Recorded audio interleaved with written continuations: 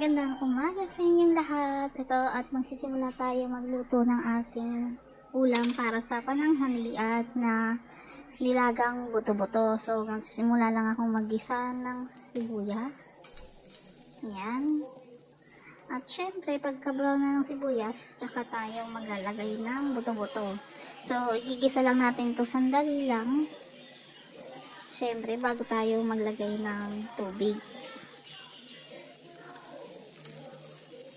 Dahil syempre off natin, request natin ay yung ulam na may sabaw. So, yan.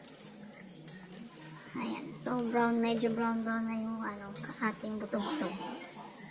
Special cut, kaya may laman-laman yan. Tapos, ayan. Syempre, maglalagay na tayo ng tubig. Tansya-tansya lang to. Wala akong sukat-sukat. Kumbaga, bahala na. Yan, dinagdagan ko pa kasi medyo konti lang yung sabaw na nailagay ko nung una. At ito, isusunod na natin ang paglalagay ng peppercorns o yung buong paminta. Yan. Siyempre, dako ng laurel. Isusunod na rin natin. At siyempre, yung ating magic powder at asin.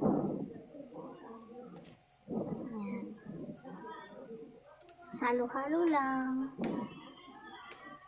Tapos, tinakpan lang to ng saglit. Mga ilang minuto. At ayan na nga, kumukulo na siya. So, ayan, halo-haloin lang natin muna. At, isusunod na natin, syempre, ang paglalagay ng mais. Ayan. So, habang hindi pa ganun kalambot talaga yung kare, naglagay na ako ng mais para sabay silang totally lumambot. At syempre, ayan.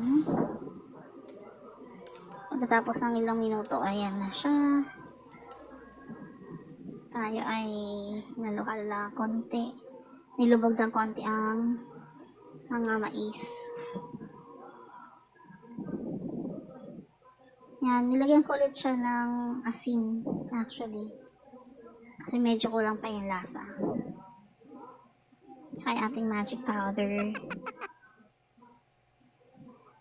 Naglagay rin pala ako ng isang pork cubes dito, yung bouillon. At syempre, sinunod na natin ang pechay after ng ilang minuto kanina.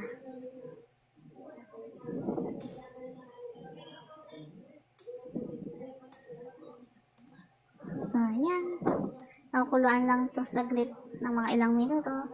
At eto na, luto na ang ating nilagang buto-buto. Sana nag-enjoy kayo. Paalam!